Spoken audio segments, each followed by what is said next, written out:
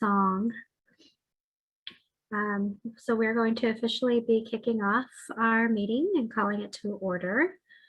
And as part of that calling to order, we're going to do roll call. And so I will begin calling the roll now. And you can just answer here when you hear your name by unmuting yourself. Abigail Echohawk. Aaron Lee. Beth Larson. Jackie Hilthip. Here. Dr. Donald Felder. Present. Joy and happiness. Jasmine Lee Fry. I'm here. Jack Edgerton. Here. Helena Stevens. Here. Hikma Shirka. Here. Nicole Heron. Here. Cindy Elzalde.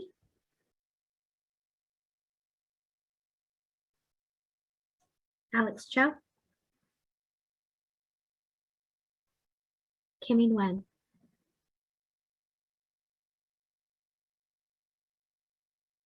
Mina Natajara. Mohammed Abdi. Rita Alcantara. Hi. Mabuhay, everyone. James Lovell. I'm here. Lydia Debray. Here. Ferdinand Nova.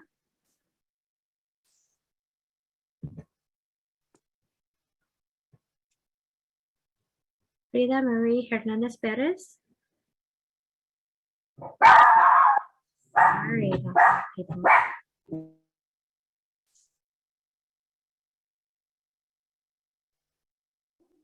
Carol Goretzel. Anu. Kendrick Glover. Dwayne Chappelle. Yolanda Trout. Here. Thomas Bales. Hey, this is Tom. We also have a guest present from, is that Holly Willis?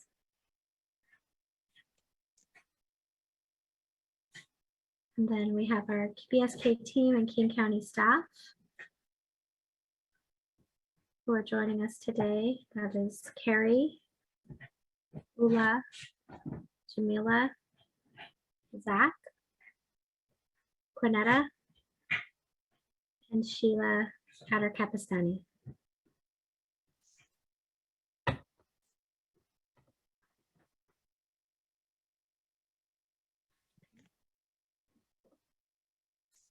Thank you so much. And do we have any public comment at this time?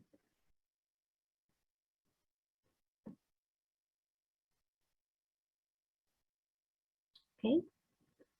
There being no public comment, I'm going to pass to Nicole Heron to give us an overview of the agenda. Thank you, Suzette. Good evening, everyone. It's wonderful to see you all here. As many of you recall, at a retreat earlier in September, we discussed the need to have a special meeting to discuss some concerns that have been brought to the board's attention about folks go. Yes, thank you, Carrie. Some concerns were brought to our attention, and we wanted to schedule this meeting today to hear from our current board member, Hikma, who's also our liaison for the Children and Family Justice Center Strategic Plan Advisory Committee, but also from a former board member, Dr. Danielson, who's here with us today. We also wanted to have an opportunity for folks to ask questions of the current Juvenile Detention Interim Director, this is an opportunity for us to figure out what the board would like to do. And I want to remind folks that there's kind of a short-term and a long-term question that we have for ourselves, which is what can we do right now to support the youth who are in the King County Juvenile Detention Facility, but also long-term, what do we want to do when it comes to the Youth Action Plan and figuring out our 18-month priority.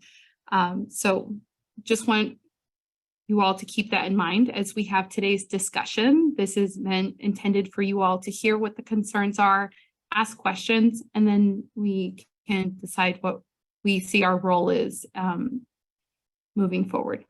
So on the agenda, we'll start out by hearing from Ben and Hikma, and then we'll have the opportunity to ask questions with Quanetta West, and then we will wrap things up with any potential announcements and decisions. And then that will be it. So thank you all for joining. I'd like to hand the mic over to Hikma and Ben to share what they've been looking into. Thanks, Nicole. Hi, everyone. This is Hikma.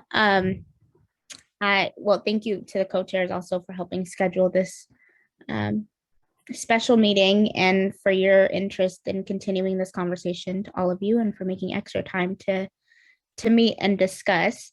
I shared a little bit at the retreat, and I think also in another meeting about some of the concerns coming up around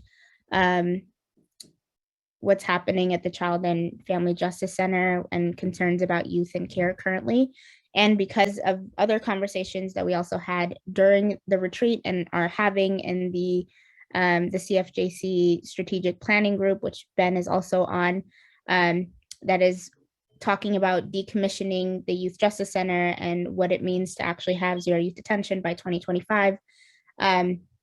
All of these conversations are very connected to the work that we're doing and the work of this board to pay attention to what's going on and how do we connect the dots and how do we push our leaders to serve our young people better, but specifically, like, how do we pay better attention?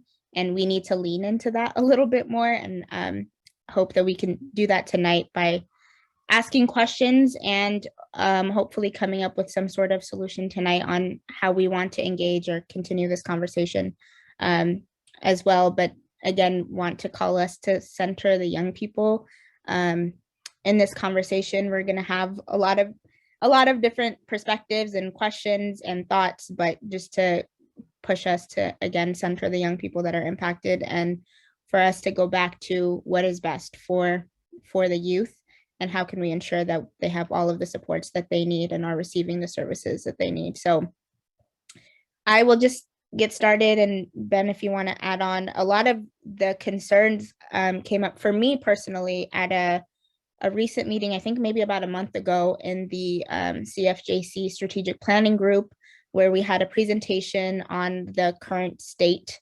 of young people in care.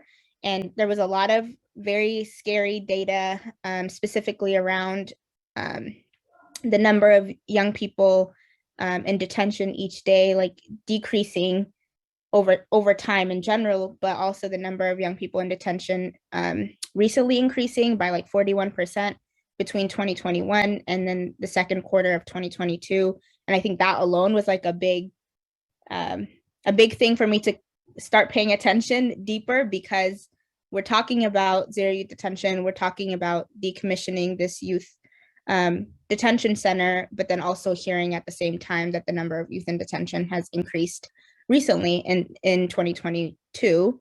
And I think that alone is like a big, why is that happening and how can we address that, was like a big piece for me. And then also hearing about other concerns about like staffing shortages, which we know are happening everywhere, but what does that actually mean for the young people that are currently in care, and are they getting the services that they need? There were also concerns around prolonged isolation of young people because of staffing shortages and a whole bunch of other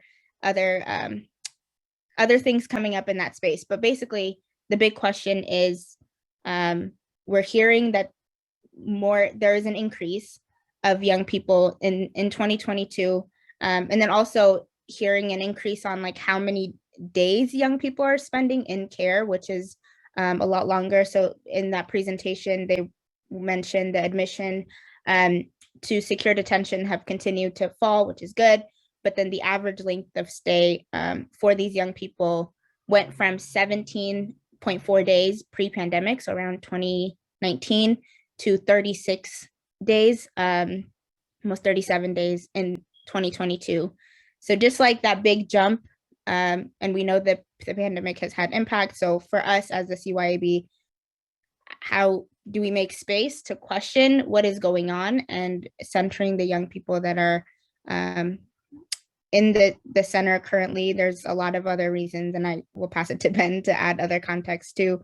And I'm sure I'll add in other thoughts. And I know folks have questions and other contexts, and I'm glad Quanetta is also here to give us better context about what's going on as well. Well, I don't think I could add much to that. That was a really good overview. Thank you, Hikma. And it feels really nice to be back with a lot of people from my recent time with you all. I really appreciate seeing you again. I also really appreciate the sober approach to the responsibility that the CYAB holds when it comes to helping to make sure our kids are being treated well in this county. So this is really heartening to me, both in the name of like good transparency and also in deeper understanding of the responsibilities that this group holds. So I'm very impressed with y'all kind of making this special meeting happen. I'm glad to see, I think Emily Johnson and Quanetta are on this call, and so there's a lot of expertise that could help clarify, answer questions, and respond to things. I don't have much to add to what Hikma was saying, except that there's I think a number of people on the advisory group who are a bit concerned about the possibility of not paying as much attention to what was happening today in the name of sort of planning for the future and how to balance that in the best possible way. I think the trends that have been happening in the last several months just feel like they are worthy of more conversation and understanding at a broader level to make sure everybody has shared information to work from. And I think that there are many things about this that are just hard, and that it's important for us to hold things that are hard, conversations that have to happen, and good questioning, and a desire for clarity, which is all very worthy, and to sort of stay in this and really be trying to do what Hikma says, keep those youth deeply at the focus of our hearts and our minds in this work. So I don't have much of consequence to add, Hikma, but I do appreciate this opportunity. Thank you for joining us to be part of this conversation. The only other thing I'll add, which is not new to any of us, but just that the overrepresentation of youth of color, specifically like Black, Latinx, and Native American youth remains in the current numbers as well. So just for us, as we're talking about equity, to keep that conversation centered as well.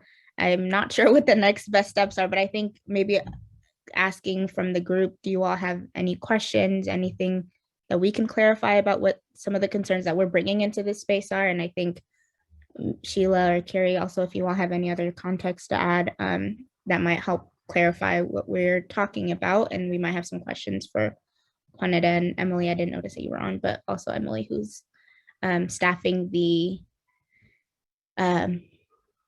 CFJC strategic planning group. Y'all know I mess up on that every time, but yes, and has been really supportive too in answering questions and providing good context for us. So yeah, any questions or thoughts? Hikma, can I just add this? I think this lifts up different conversations about safety for staff, safety for youth. I couldn't remember if you had mentioned, just it feels like there's still a real dearth of services, partly because of the way the services are structured to happen, but also the abundance of caution probably related to this time we're still in. But just picture all of the things that at the very least should be helping to benefit these youth while they are incarcerated, also being taken away from their lives there, and the sense of staffing ratios that are well beyond what I think the staff themselves feel comfortable with, and what's that causing too. Sorry for adding that in there, and now I'll be quiet. Donald? Thank you, Joy and Happiness, one more time. I have a couple of questions. One question is, well, let me make a comment first. I would make the assumption that every child going into the detention facility is a common client for multiple organizations. Common client for multiple organizations. I make that assumption. Given that, I'm just wondering what type, you mentioned that there's a spike in the number of children going that are entering the detention facility. So my question is, what type of data is collected upon entry to know whether or not, for example, they are part of a school program, to know whether or not they can read, to whether or not they're part of special ed, knowing what their home situation is. You know, these are variables that I think you could probably collect upon entry into the detention facility. So I'm wondering if that's what type of data is being collected.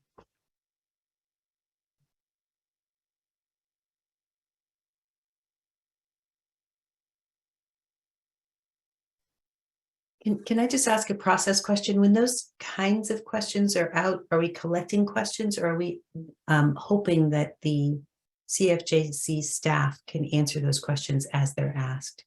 What's the process for tonight's? We haven't defined that process. So that was a question I was going to ask, is if the staff here feel comfortable answering them as we go, or if they'd like us to keep a list and then answer them all at the end.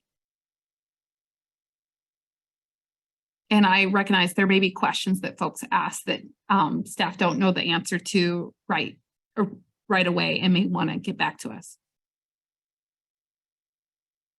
And I'm really okay if there's no answer. This could be very rhetorical. Quanetta, I saw you on mute. I did. And hello, I'm Quanetta West. Been with the department 2.5 years, native of Seattle/Bellevue. So thank you all for allowing me in this space and to be here and to build this partnership and collaborate to make things better for our youth and to find solutions to certain concerns and questions that you all deem are important for your board. This is something that is dear to us. This is something that is a priority for the division and the department. And we have had several audits and several meetings with council members that I do have just some information if you want me to just do a high level thing in response to HICMA and in response to Ben's comment. And then if there's some additional questions, I can do that. If you want me to just respond specifically as people state things, I am open to that. I am here to give you guys the information you need to make the decision and your plan to move forward. Okay. Mm-hmm. Thank you for that. So HICMA and Ben shared some of their concerns. The board members have questions in response to those concerns. If you could, if you know the answer off the top of your head to their questions and can answer them after people ask, that would be wonderful. If you need more time to collect those answers, just let us know and we'll set those aside and we can circle around with you later. Okay, I am definitely comfortable with that. So do you want me to address some of Hickman? Okay. So Donald Felder asked a question specifically about what data is collected at the time you enter the detention facilities.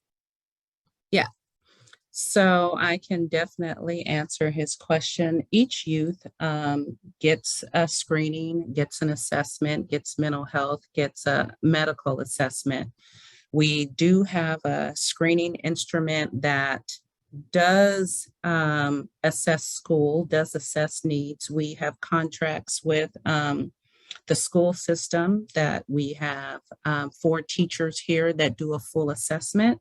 So on whether the youth is special ed, whether the youth has issues reading, that assessment is happening in the first couple days that the youth is here. And the classwork is designed according to meet those needs. We have language arts, we have math, we have science, and we actually have an ELA or a special ed teacher on site to assist youth with that.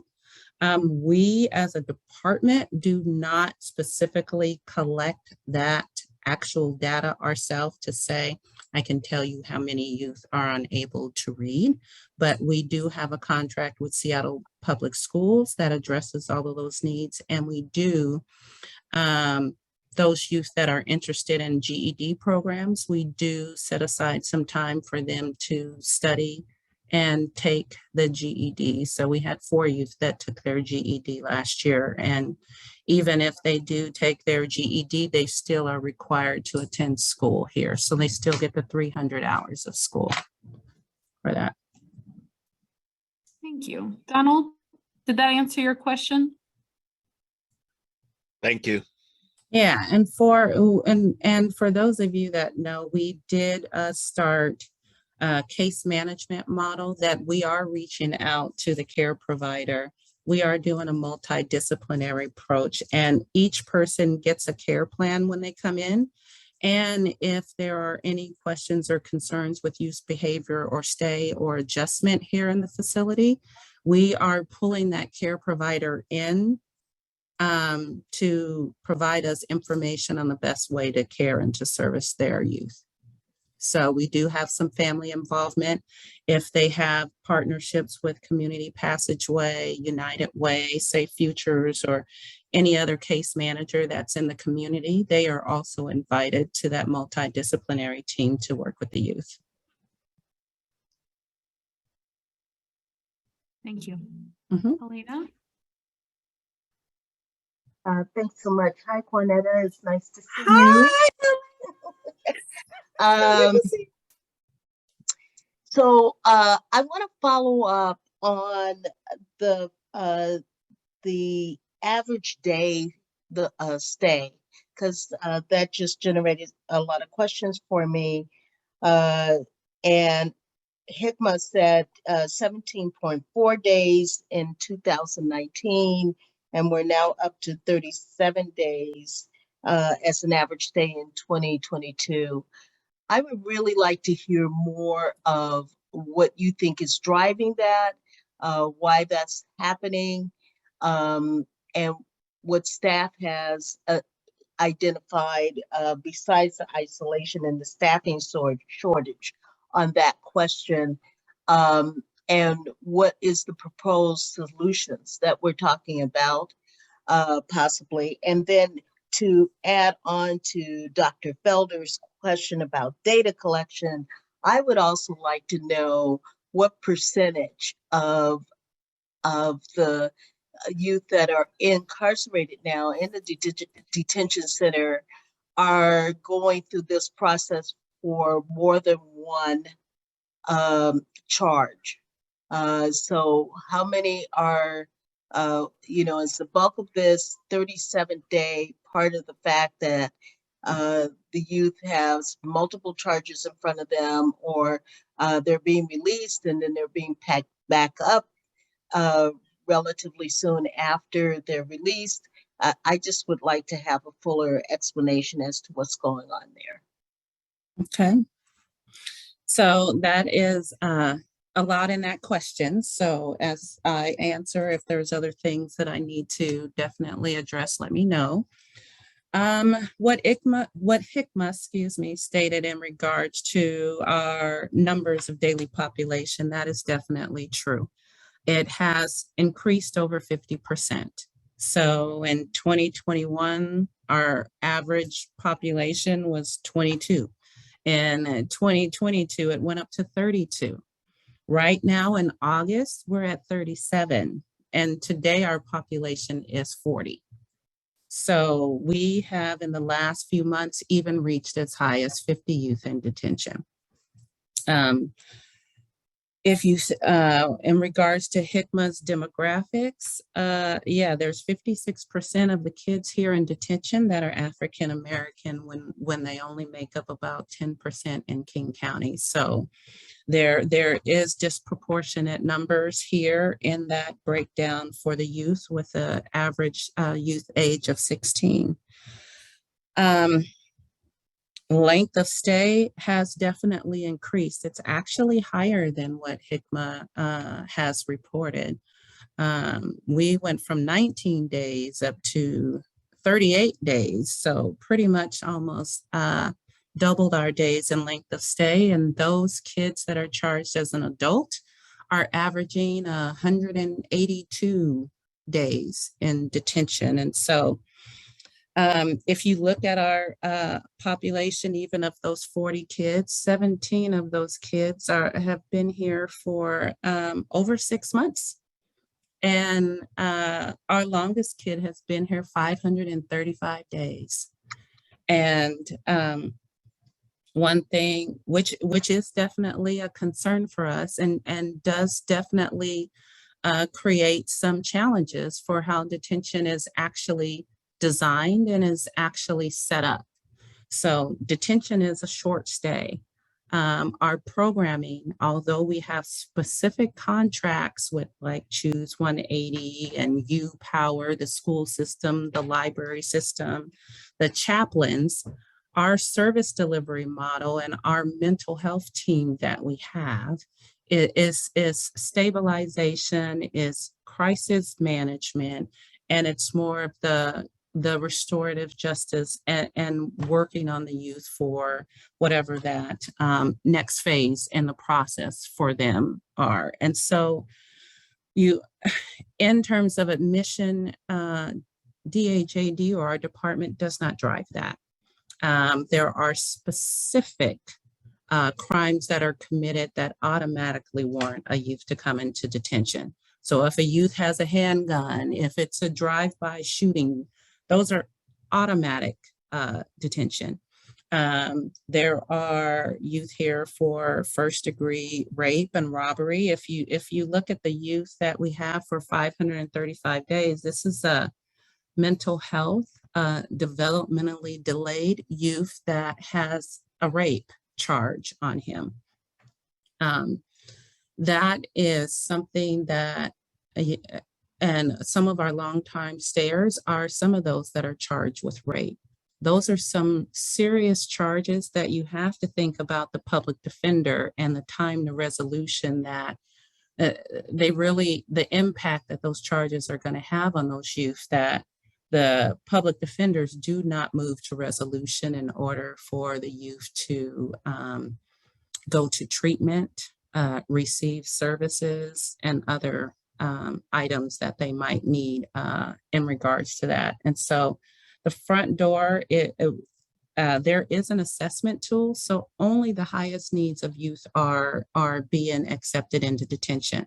So we don't just have regular someone that, say, skips school. And so if you think about the numbers and the population, and the youth are the highest need youth with the highest need of services that need to be delivered to them, with short staffing, that increases our numbers on the unit. Currently, we have 3 male units open and we have 1 female youth open with the 40 population. You have some youth that have some assaults, gun charges, issues in the community and possibly some problem solving concerns and issues, and along with gang involvement and other things, it creates a situation for the staff, because now you have a concentration of staff, of youth with these needs, that our assaults do go up and our staff do get assaulted by the youth that are here. We have, in terms of mitigating some of those things, we have went to 2 staff per unit. The national staffing is 1 to 8. Our units are designed for 16. We do single cells here, so we never go over 16 youth on a unit. And so we are always within our staffing ratio, but we are really trying to research gang intervention, gang training, conflict resolution, de-escalation, getting staff trained in other ways of how to provide services to the youth, and coping skills and problem solve and communication. And so the staff are filling at times with low staffing, increasing of numbers. If we had more staff, we could probably do more separations of the youth that have committed crimes together, that have problems in fighting. But once you are fighting one-on-one youth, we send you to another unit. Once you have a fight there, then we send you to another unit. And now where are you actually going to go?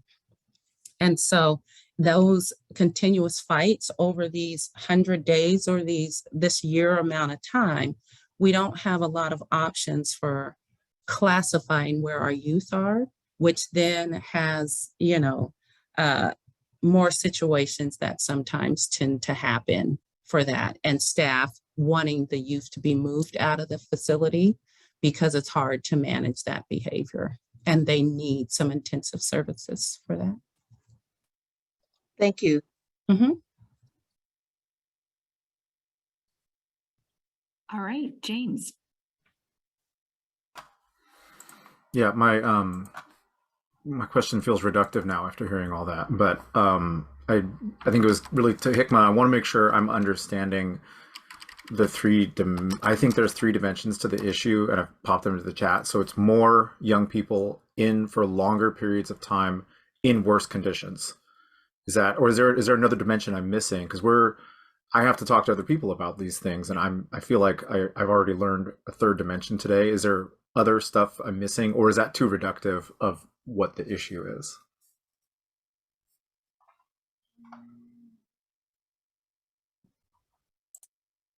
I think that captures it for me, unless Ben or Quanetta, you want to add anything else?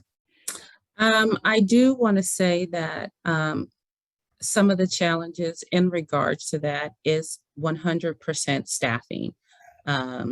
We do have challenges with staffing. We have 18 vacancies currently. And if well, I don't want to say any organization, but when you have a short of staff, you have staff that people go on vacation, people call out sick. There is trainings that people need to attend, and those things end up being covered by overtime. But in regards to that, we have 42% of our staff that have FMLA. And we have 100% of our graveyard shift that all have overtime restrictions. And so when you have the complexity and the issues and things and the needs of our staffing, those things do lead to a possible increased time in their room. If you need 16 people to run a shift, if 5 people were just injured breaking up a fight, and then you have 5 people that have vacation, you have 5 people in the building who, when it creates a safety issue for that, for if the kids fight, there's no one to break it up. And then you also tend to have that staffing concern of you cannot allow for a takeover of the facility. And so, and then do not forget the complexities of COVID with that. And that issue that comes up. But In terms of speaking of staff, which is a serious issue for us to be down so many staff, we continue to meet with labor management groups and our staffing. We've created incentive packages. We've done marketing. We've done Facebook. We've done media. We've done bonuses. We are adding overtime incentives to encourage people to sign up for shifts.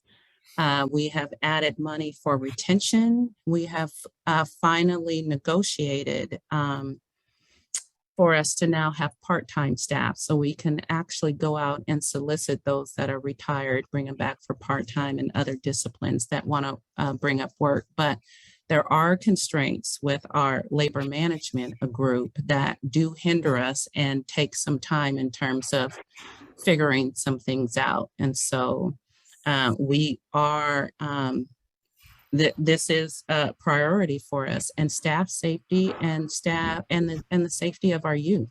It is the highest priority for our division. I just wanted to, I think from my perspective, James, your encapsulation is very clearly fully accurate, and the rest is many details about that.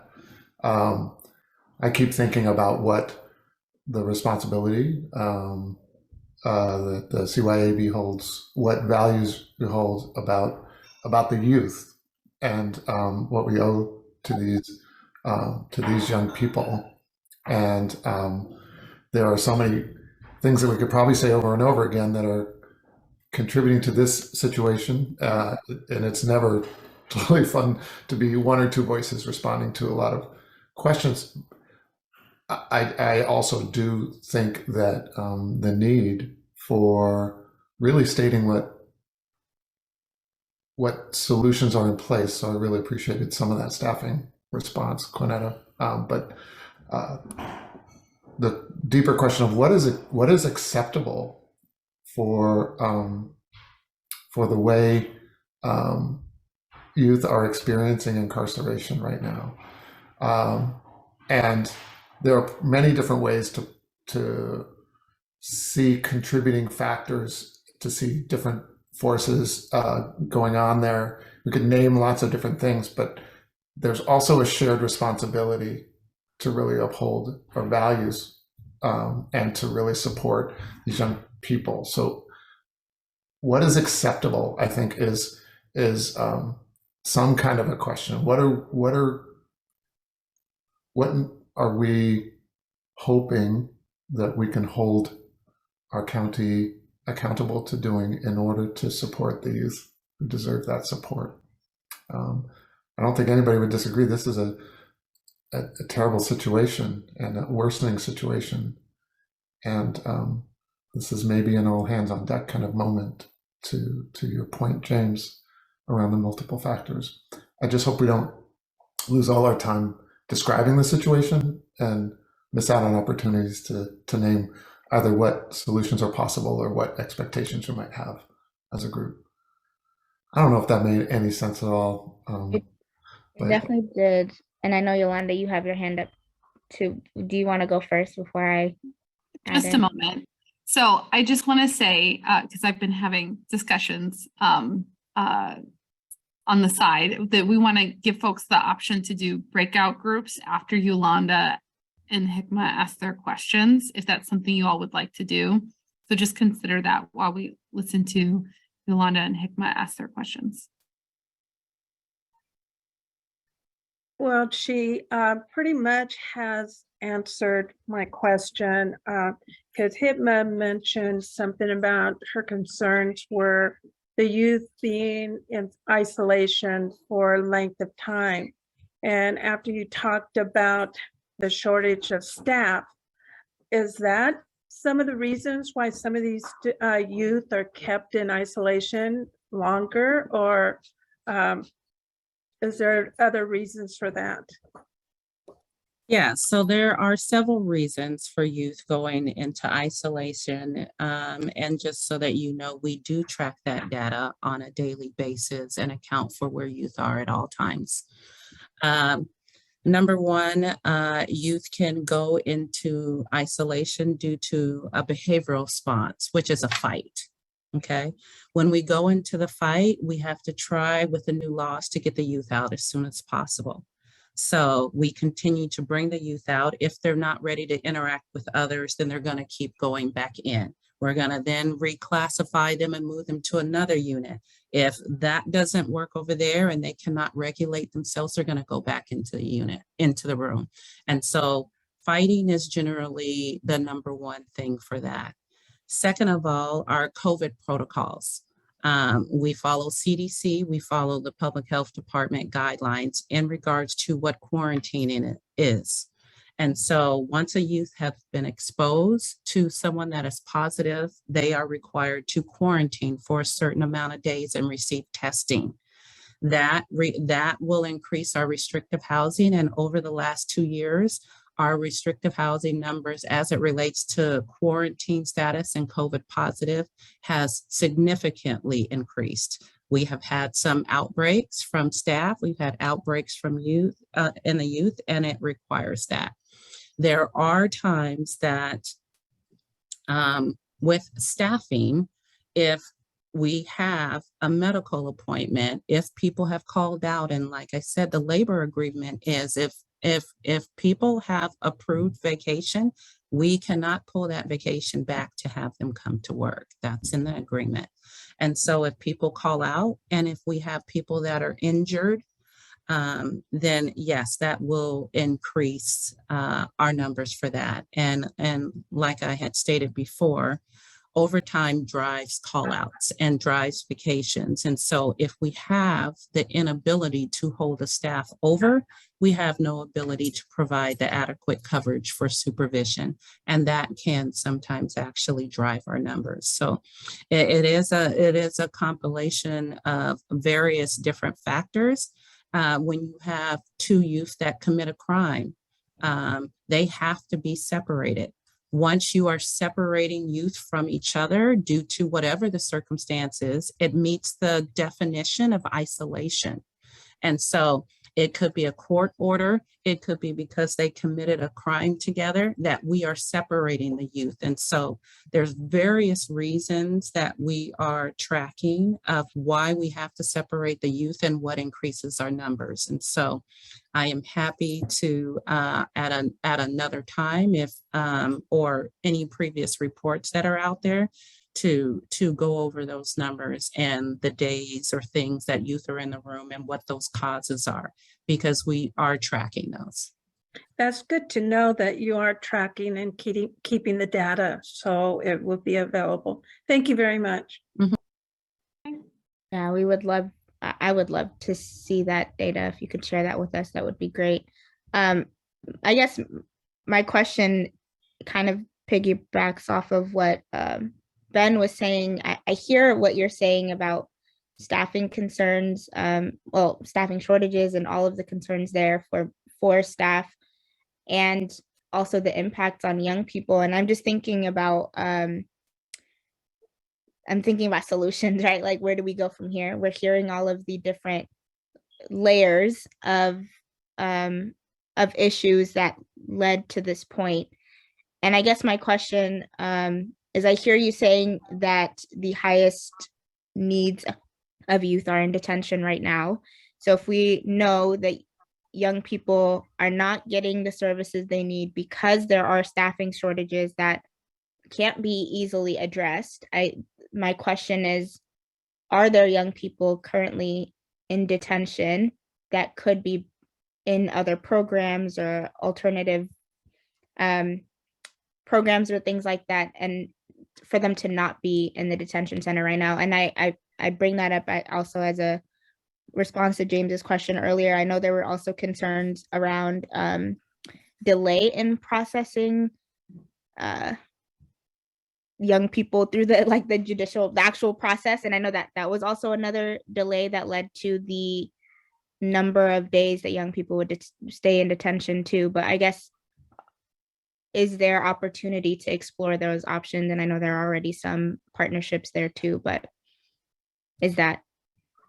So one thing that I can provide you all is all of the services and the contracts that are in the facility.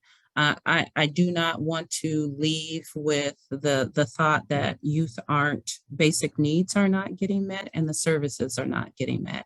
So in regards to medical, in regards to mental health, in regards to pro-social, in regards to religion, in regards to hygiene, in regards to meals, and just community-based services, they do receive those. There is a weekly a schedule that goes out, and they are provided their basic needs and the services for that. When I say their needs are not being met, some of the needs of the youth are detention is not a treatment facility. It is not a residential facility, but with the length of stay that they are staying here, those needs are not getting met, and we're losing some time in terms of assisting the youth and getting them back with their families and in the community. We lose that.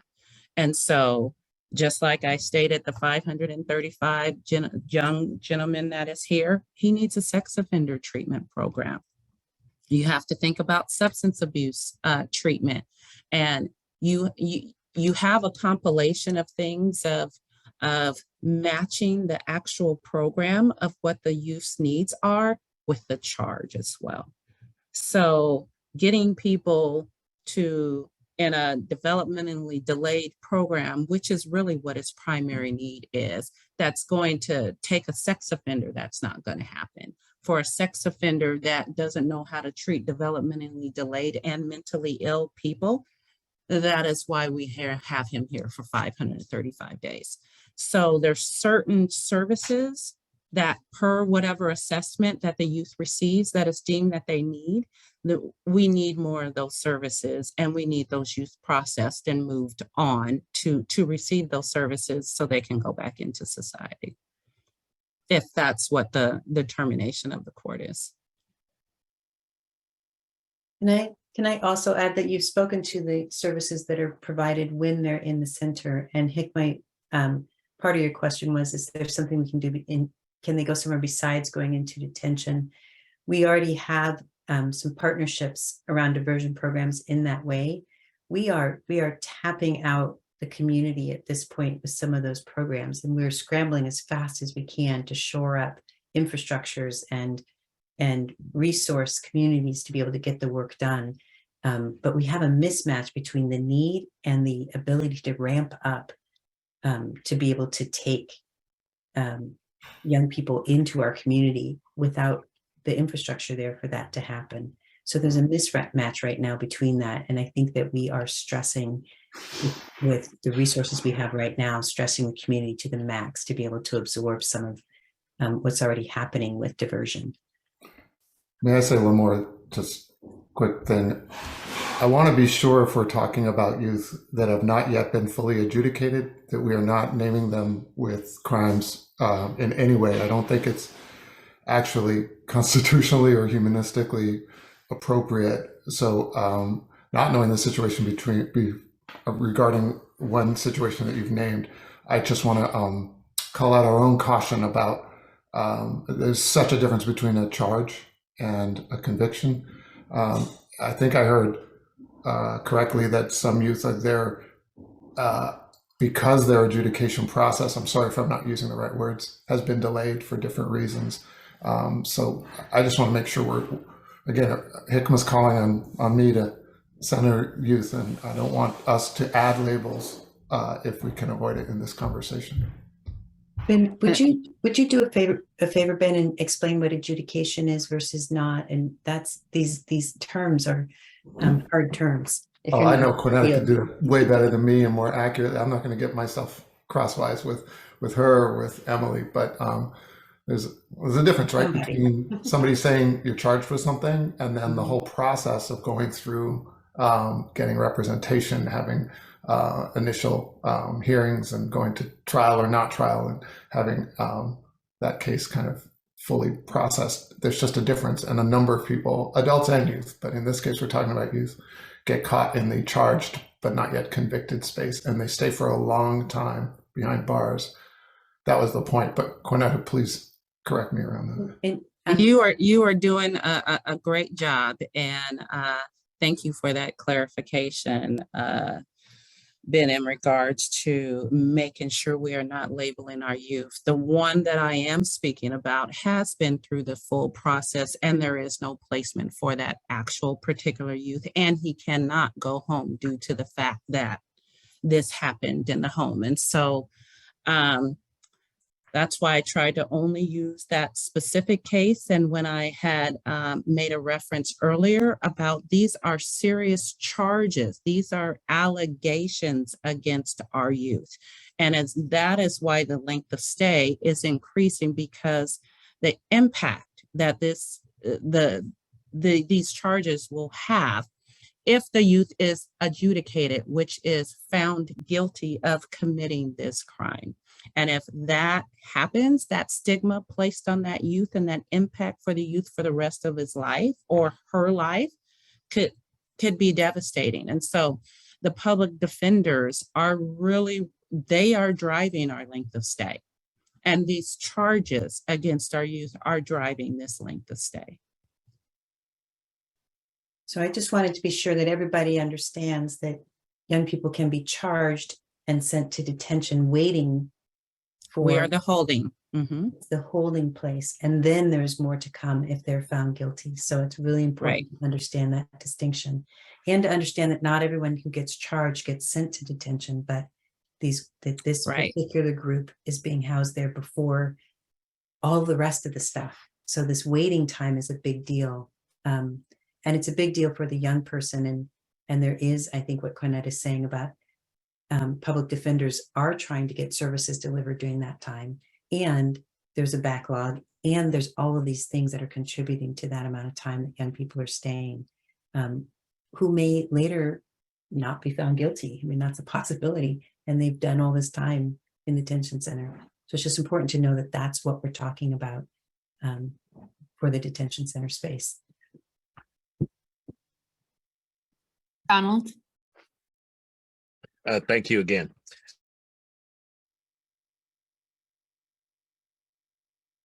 You're muted, Dr. Felder.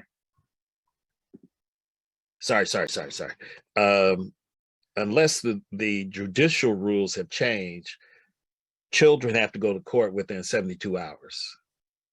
And the judge makes the decision whether or not to release them or keep them in detention. Correct? Now, saying all of that, once upon a time, the King County Detention Center used to hold as many as 150 children up in there. Something happened through planning to reduce that population significantly. The reason that I'm bringing this up represents a concern. Back in the days, during that 150 resident period, detention had a placement called SPOO. Team Child came on board and sued Seattle Public Schools and King County Detention Center for placing children in isolated areas for longer than, and I forget what that was.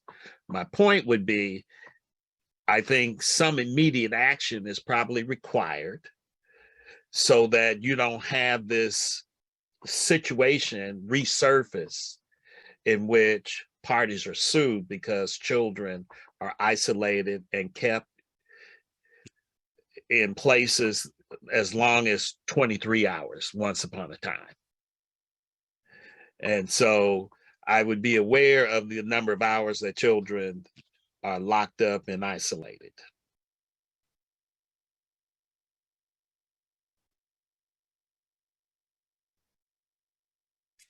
I also want to make note of another question in the chat. If solitary is approached as a safety measure for individuals, is it mental health impact of solitary periods considered? When is solitary considered too much, and how much is acceptable? So that is an actual great question, and the impacts of isolation on our youth and their development. the King County, I had mentioned to you that the council members have submitted a letter to do that actual assessment here. And so the King County auditors will be looking at isolation in time and room and the impacts on our youth. That's their specific audit direction. One thing that although youth are in isolation, they are still afforded all of the services. So they continue to receive an assessment from medical. They continue to receive an assessment from mental health. They do continue to get separate pro-social activities, gym time, and out of their room. So although they're in isolation, they are still afforded their basic needs and still receive the services and still receive the religious requests and books to read and other stimulation. And so things are still happening. The situation is not ideal, and we definitely want to reintegrate our youth ASAP when they are regulated and able to do so. I'm hearing you say they're receiving these services and their needs, but I'm also hearing you say that they're not. And as you're naming some of the shortages and still young people being in isolation for prolonged time periods, I feel like I'm hearing two things at the same time. And I think yeah, so it is, and that is one of the challenges for us is the definition of the ordinance and the state law. Once the kid is removed from population, they are in isolation. So I can take the kid to the library, I can go and play basketball with the youth and do activities, but that is still considered isolation because he is not housed, or she, or they, them, are not housed with the folks that they were classified to be with. So anytime I take them somewhere separate, even if I take them to medical because they're sick, that meets the definition of isolation. They are not with the youth. So that is why I'm stating we track those reasons because people will see the data and just say the youth are isolated. They are in their room for 23 hours. That is not what that actually means. That just means they are away from the other youth. So if they can't interact, and that is something that for developmentally delayed and some youth that have been diagnosed to be on the spectrum, if they have stimulation issues and anytime the noise or anytime the interaction with other youth stimulate them, we program them on a whole separate unit. We make sure they get a whole day of programming, but doing that still meets the definition of isolation. So you will see a conflict in that because the data is not a true reflection of the programming and services. It's a reflection of how the definitions are written, that as soon as I go to another room for anything, you're in isolation. And that's how we document that. Jasmine. Oh, before Jasmine goes, Yolanda asked a question in the chat. Wanted to clarify, Quanetta, what is the age range for the youth in the detention facility?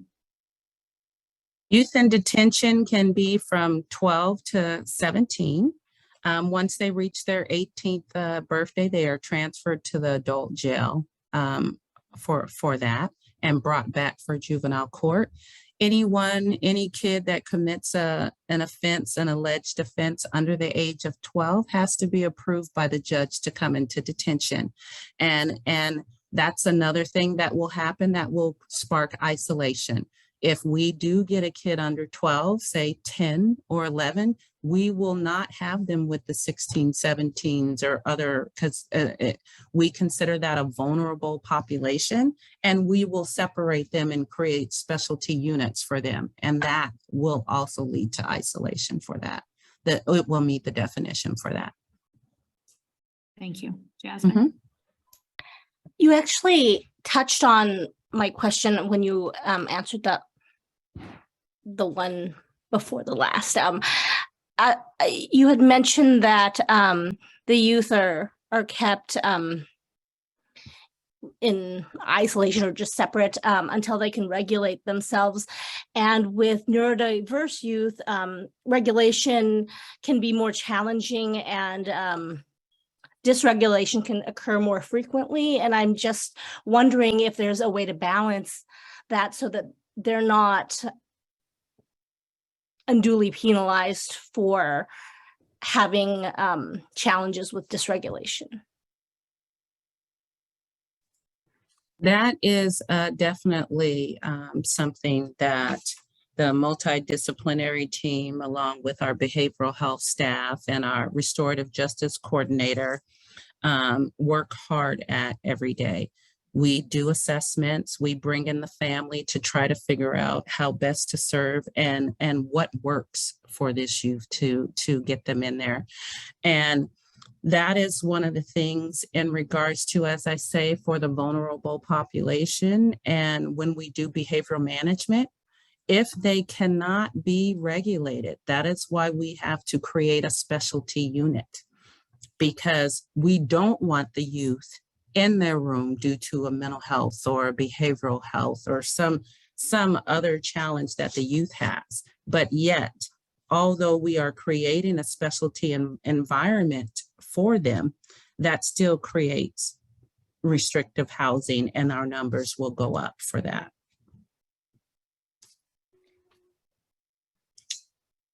Can I just add one thing? And I feel like that breakout room might be really helpful to do, but I just like the whole purpose of us having this conversation to the CYAB is for us to say, we're hearing all of this, now what? Now what do we do? And we are accountable to young people first, right? That is the whole reason why we are in this space. So how do we have this conversation? What are we doing next? And I know we've had some conversations about the Youth Justice Subcommittee kind of slowing down a little bit, but I think we have heard enough tonight to know that we definitely need to focus a lot more of our attention and effort into that space. So before we go into breakout rooms, I just want to, like, we need to step into that accountability and into being accountable to young people and centering young people. So Quanetta, thank you for providing that context, but I think it's important for us as a CYAB to say, what are we doing next? What is our role in this conversation, and what are next steps for us? Yeah, I just wanted to Right. And I will definitely sign off and give you all that space to do that. I do want to say that our goals are the same. Our priority is the same for the youth. And I hope that this creates a more in-depth partnership and collaboration amongst how do we service and what do we need to do and how do we work together to provide what the youth actually need. And so if you guys meet and have further questions, I'm happy to come back and do a presentation and to answer those questions. If you decide from your group that you want a working relationship to be informed of the works, we are very transparent here. So I am welcome to have monthly meetings with designated people to keep you informed and to solve and come up with solutions that we can implement here. So thank you for having me, unless Nancy has a question Yes, for me. Okay. I think Nancy does. Okay. Hi, all. Can you hear me? Carrie, a nod? Yes. Okay. So I apologize for being kind of clunky in this, but I was on an airplane and logged on as soon as the flight landed. And there's a couple things that I want to add in.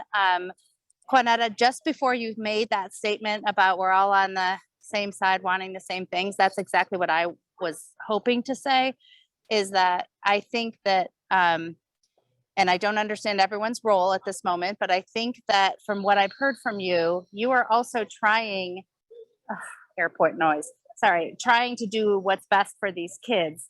And what the CYAB may not know is that's part of our role to to write advisory letters, to pull our voices together in what's in the best interest of kids. Carrie, is the background noise too loud for me to be heard? Okay.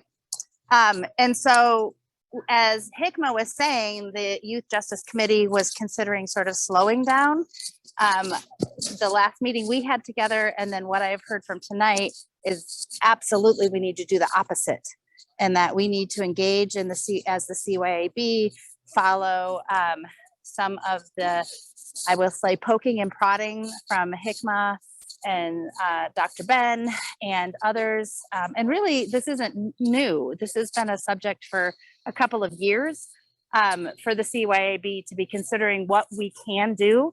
And we actually can do something. And I think that it's interesting to have the conversation of like, what is in alignment with what's already happening?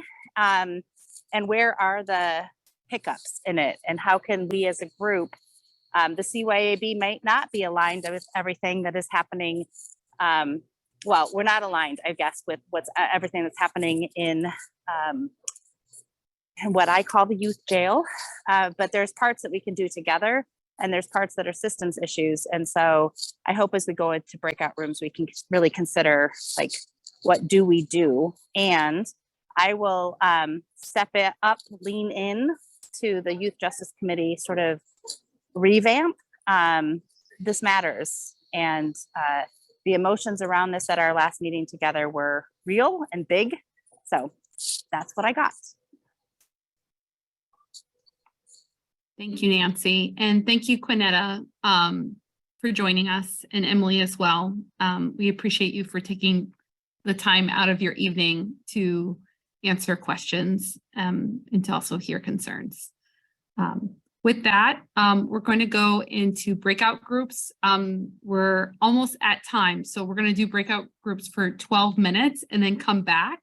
So if each, yes, Hikma? Sorry, I was going to ask if we can clarify what we're doing in the breakout groups. Oh, I was going to share the question. So you and I are thinking along the same lines here. So the question I already have typed into the chat, so you all will be able to see it, is what would the board like to do with the information we've heard today? What are the next steps for us? So we've heard a call to action from Hikma, from Dr. Ben, from Nancy, and this is our opportunity to discuss as a board. And it could be that there are more questions that we want to send out to get answered. It could be that there's something, recommendations that we want to write up. It could be that we want to carry this conversation on to the October meeting, or that there's a bunch of folks that would like to get more involved in the Youth Justice Subcommittee or other ideas. So just consider those, take the time in your breakout groups, and please designate one person in each group to share back out what you discussed and what your takeaways are, so we have an idea of how we want to move forward. Okay.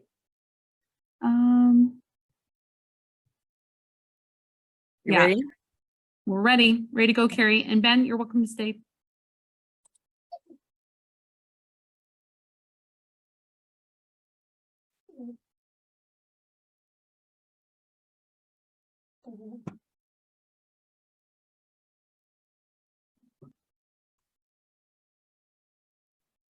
Hey, Carrie.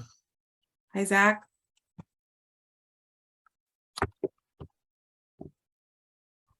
How are you? Good. A little late to the game, but good. Thank you for being here. Yeah, I'm glad that we're having this. Well, glad isn't I'll be it? right back. I'm thankful that we're having this conversation.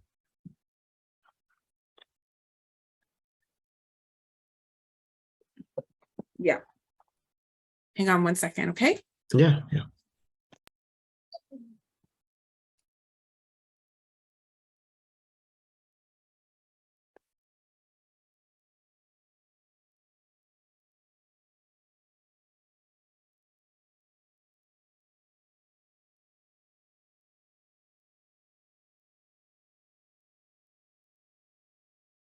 Welcome back, folks. I know that wasn't enough time for most people. I know I felt that in my breakout group, but we did want to spend 5 minutes real quick if each breakout group could share, what actions they want to recommend. We can wrap this up and look ahead at our next meeting. Which group would like to go first, James? Yeah, we tried to jam some notes in at the last second. So basically, a report on this, not like a 6-month, 12-month process report, like by the end of whatever, this week, next week, something that summarizes the situation that is used, and that has to be informed or included young people's voices, either the folks who are currently in or recently were in or who are on the trend line to go into the youth prison. And that would power a letter from that would be the data that we use to power a letter from CYAB saying we want fewer young people in detention for shorter periods of time and better conditions. Miss Elena's not like yelling at me for misrepresenting the words, so Anu and other folks can correct me. I think Rita was in there too.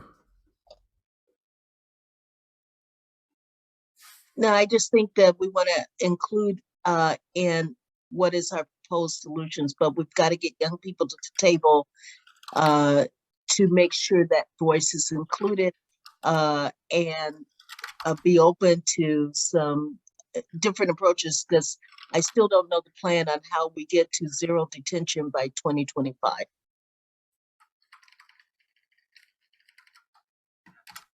Okay. Who's next?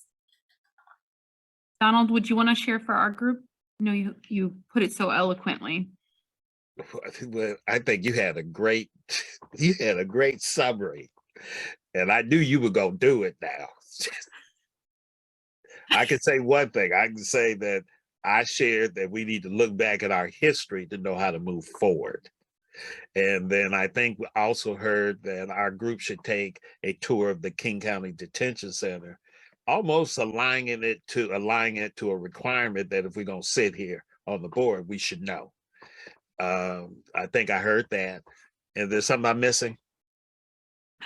So there was a specific suggestion about potentially contacting Teen Child to understand the details of the lawsuit that took place in the late 90s that contributed to the significant drop in rates within the youth detention, because there's the potential folks are curious if the requirements established by that are still being followed. Yeah. Well, let me make a slight correction. I was saying SPOO.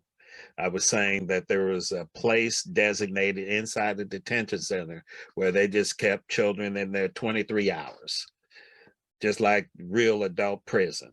And Team Child got involved, and I may have the disposition. I will look for it and then share it if I can find it. If not, then I would share that that we should either contact OSPI or Team Child, and they should bring forth the information. Thank you for clarifying that. I think the suggestion for touring the facility was also folks said, for the board as a whole, that could be valuable, but at least for those who are feeling inspired to join the Youth Justice Subcommittee, maybe they could make it a priority. I think it's a wonderful idea. I'll end it like that. Thank you. Carrie, how many breakout groups were there? Were there 3 or 4? 3? Okay. I think there's with 3. the other group. Yeah, a lot of what you all mentioned was also part of our conversation. I'll just add that one of the things we talked about is that as the CYAB, one of the reasons why we're uniquely positioned to put out some sort of advisory statement, something that like kind of connects the dots to all of the work, right? We know that this conversation around zero youth detention by 2025 is happening, that work is happening, but also we can connect it to root causes that we know need to be addressed, and not just to, obviously we need to talk about what's going on right now, but not just to make that the only conversation, and to connect it to what are other systems involved that we need to call out, and not just about youth in detention, but how are youth getting into detention. And just here specifically, we focused a lot on young people with intellectual and developmental disabilities, and hearing what Quanetta said earlier on, that they do an assessment, but that assessment, I think she said, is done by Seattle Public Schools. And I have a quote from her saying that they don't have that, the department does not have that data. But I don't think she was saying that they don't have the data on which of the young people are or have intellectual and developmental disabilities. But I think just like what is leading to that disproportionate amount of young people with IDD being incarcerated and staying in detention for longer, if that is an actual data point. But just like ask these big questions, and then for us to connect the dots to a bigger conversation, not just about why are these young people that are currently there in longer stays or whatever, but also how are they getting to that point, and how can we broaden the conversation on root causes was a request from our group. And I just like a personal request that I know, because the Youth Justice Subcommittee isn't as strong right now, just a personal request for all of us, or all of you that are interested, to kind of join this group, even if it is for a short term. But we do need all the support that we can get. And if we can use this as an opportunity to kind of hone in on what work needs to happen in the next couple of months, that it's a good opportunity to bring back that group and have some direction on next steps. Okay. Can I also add that I'm really glad that Zach Davis is here, given his responsibility of, what's it, school to prison pipeline? Huh? Hopefully stopping the school to prison pipeline. Oh, okay, that's what we call it. So that's why I'm really glad that you're involved in our meetings, because you could give us guidance as well as we giving you guidance as well. Yes. I will say this, Dr. Felder, and along with some other folks, we had a discussion around this specific issue. And I want to highlight that one of the challenges that we faced with the Youth Justice Subcommittee was we needed co-chairs to be able to help lead that discussion. But it was very clear for that particular group of folks, and those who aren't necessarily part of the Youth Justice Subcommittee, but there were a number of folks who were wanting to specifically focus on this issue, and had suggested the idea that the Youth Justice Subcommittee would focus specifically on this issue. But I don't want to presume that perhaps it's not just a Youth Justice Subcommittee, maybe it's just the CYB as a whole. But I just wanted to share those reflections from the discussion we had during the retreat. Looks like you have a volunteer for co-chair, Zach. Thank you, Nancy. Thank you, Nancy. Jasmine, and then Sheila, and then we can wrap this up. Speaking of stopping the school to prison pipeline, I was wondering if there was any data collected on the youth that have gone through the detention center, when and where their earliest encounter with law enforcement was. I know that's kind of a very specific ask, but I'd be interested to know if there was a trend of, I'd just be interested to see that.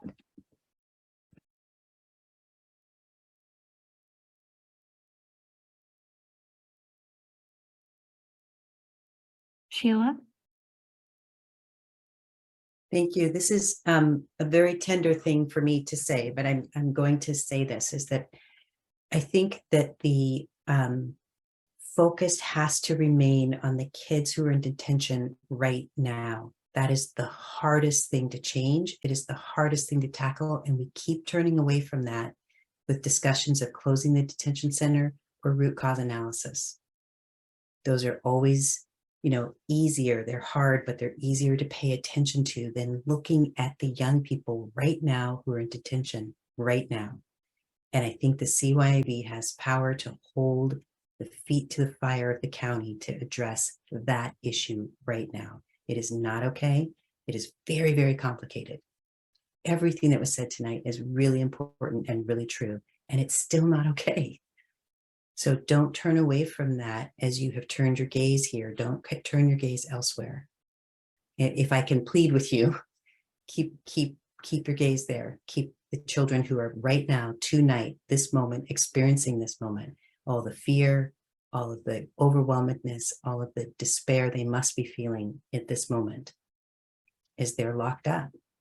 So don't turn your gaze from them. They need us. Could Sorry, I ask, I'm sorry, could I ask that that be stated as our purpose? Perfect thing to say, Dr. Felder, in prelude to what I was just going to say, which is, Sheila, I can't stress enough how much that part of it is, it's going to fuel a sense of urgency that is sometimes frowned upon, but we have a sense of urgency on this issue right now. These are real human beings, and we can't be doing what we're doing without moving this forward. So, you know, I would like to circle back with people tomorrow to get things scheduled, to get things moving, and then try to figure out how to do this dual track thing with the clarity that the kids in there right now need us now. And it is what we're here for. So I'm picking up what you're putting down, and I will work with whoever wants to on drafting that with the, I don't know, I'm going to say big feelings that go behind it. And my tech is crazy, so I'm going to try to make sure you don't see my shoes walking through the airport. Anyway.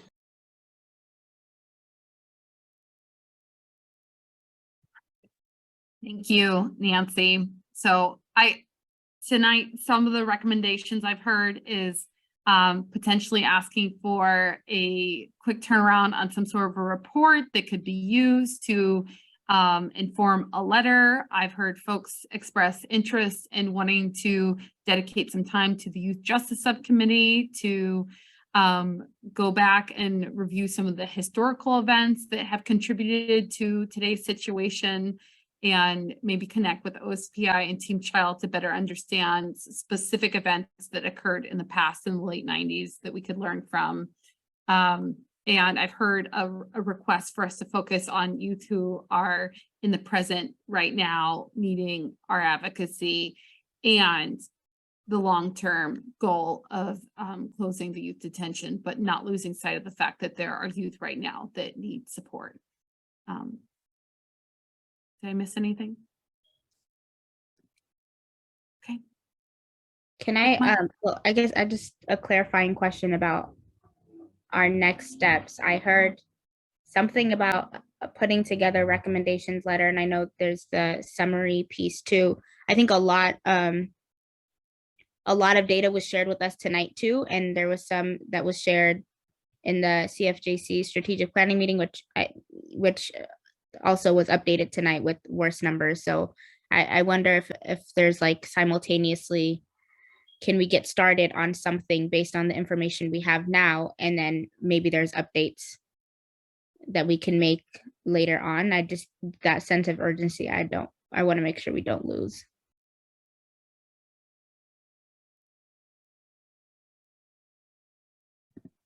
Are you suggesting that we begin drafting a letter, Hikma? I just want to clarify. I think at least some sort of like, this is what is going on, and a lot of the pieces we talked about some recommendations to just space for that conversation. And at least there needs to be some conversation, right? Like, what are our next steps? And I don't know if the Youth Justice Subcommittee is going to take that on. I felt like I heard you say that, Nancy. And or are there other folks who want to be part of those maybe side conversations that could lead to something else coming to the full board? I was just saying that I don't want to lose the urgency that we heard tonight. I guess, are there folks who may not be in the Youth Justice Subcommittee who are interested in being part of this conversation? And Nancy, I think you said you would help with next How step. do I join the Youth Justice Subcommittee, or can I just be involved without joining, or? Yeah. So every member of the board can attend any subcommittee at any time with the exception of the young leaders. So if you're, for example, if you're part of the community engagement work group and you're thinking this is something that you want to get involved in, you can either formally ask to step over to the youth justice, or you can just attend. The only thing we want to be careful of is just want to be able to track the numbers in case we get into a quorum situation where we have to have be subject to open public meetings and it's a little more formal. But I think that I'll work with Nancy to find out who's interested, and Nancy just did a call out who wants to do this. So if you serve in PASTA or community engagement, you certainly can be a part of this. Our numbers for youth justice are really slim right now.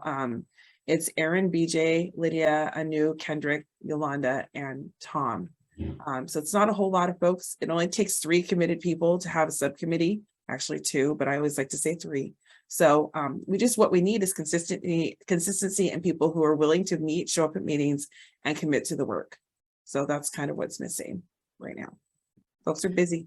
Could I formally, do I just send you an email to formally request? Yeah, just email me. Thanks. Cool. Maybe a next step is that we could try to do a meeting. Is that what we're naming? I just want to make sure we have something that we're like working towards. So we do have a normal board meeting coming up here pretty soon. Carrie, I think that is next week. Mm-hmm. So is that? Yes, accurate? next Tuesday. Okay. So I'm hearing you, Hikma. I'm hearing you say we need to take action, that there's a sense of urgency. I'm also hearing some folks say they need more information or some sort of fact sheet. And I'm also hearing other folks say they're ready to join you in the action, but as a part of the Youth Justice Subcommittee. So I'm hearing different things.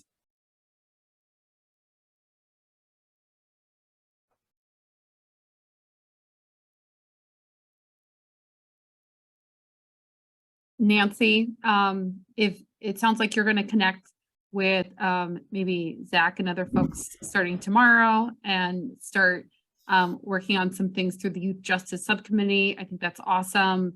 Hikma, maybe what we can do is Suzette and I can talk with the executive committee about making time on next week's agenda to continue this conversation so that it doesn't get lost. If you'd like to help with drafting a letter, maybe you could connect with Nancy and the Youth Justice Subcommittee and get work on multiple threads at the same time.